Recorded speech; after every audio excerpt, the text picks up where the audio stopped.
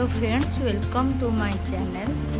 आज सुजी रे गोटे भल मिठार रेसिपी नहीं आसी।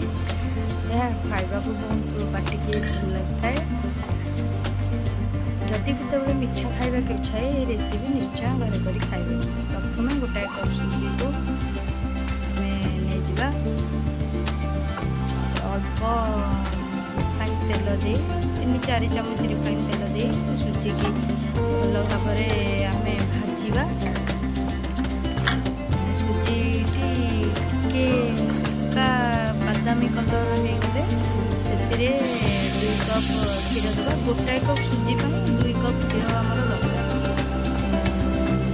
गोटाए कप क्षीर देकी भल भाव भाजा। आउ थे आउ गोटे कप क्षीर देकी पूरा भलसे मिसला पर्यंत सुजी क्षीर आम जंतीबा। से गोटे जगह काढ़ी नेबा। से कप्रे गोटे कप चीनी नेबा। चीनी कड़े बसाइबा। बसला आम सीरा प्रस्तुत करवा। चीनी अल्प हल्का लाल आसले से कप्रे गोटे कप पानी आम भापिकी देवा। सीरा को होगापाई छाड़ीदेवा। ता भितर आम से सुजी जंतणी हाथ चपड़ी देवा। चपड़ सारा से गोटे चामच मिल्क पाउडर अल्प किसी गुजराती की गुंड करके देदेवा।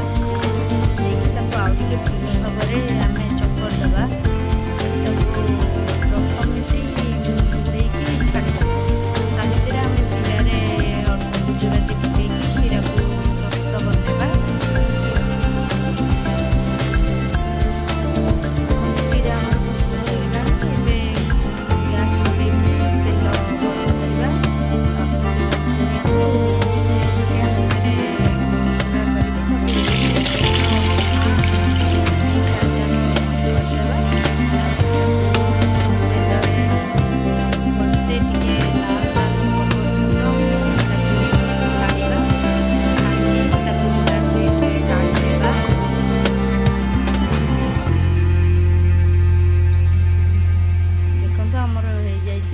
तापरे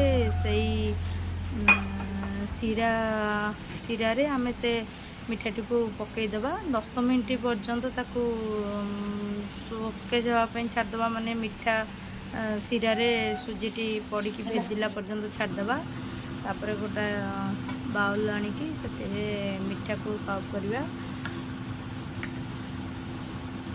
देखो मिठाटी आमर केते सुंदर भाव हो जाइए। खाइबा को यह बहुत स्वादिष्ट लगी थाए। रेसिपीटी आप भल थाए लाइक शेयर सब्सक्राइब निश्चिंत करेंगे। यह बहुत नरम देखु आपण मैंने मो चामच काटिकी आपण मानक देखा मिठाटी केते सुंदर भाव